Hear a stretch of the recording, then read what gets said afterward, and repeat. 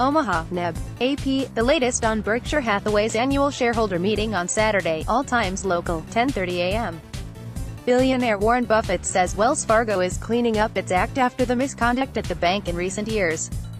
Wells Fargo had been trying to repair its reputation after admitting in 2016 that employees opened as many as 2 million accounts without getting customers' permission to meet aggressive sales targets.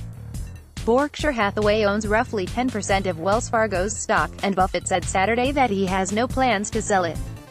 Buffett says Wells Fargo clearly made a big mistake and had the wrong incentives in place for employees, but now they're making strides.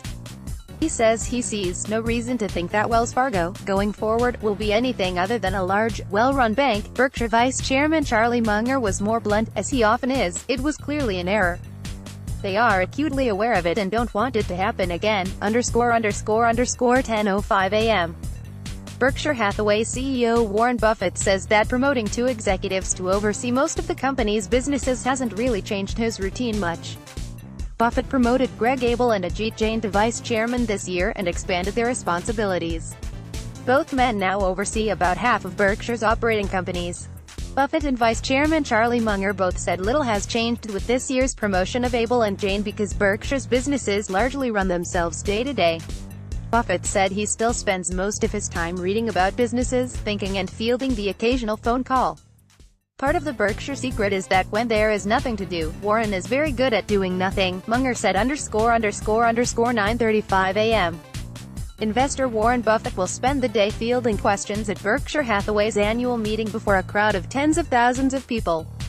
Berkshire shareholders can celebrate the fact that most of the company's 90-odd businesses are performing well as the economy continues growing, but the conglomerate's future is always in the back of their minds because Buffett is 87. Kurt Meyer of Nashville, one of the thousands at the annual shareholders meeting in Omaha, Nebraska, on Saturday, says he always hopes Buffett will address the taboo subject of succession. Buffett doesn't want to retire, but he likely invited more discussion of his eventual replacement earlier this year when he promoted Greg Abel and Ajit Jain to vice chairman and expanded their responsibilities. Both men now oversee about half of Berkshire's operating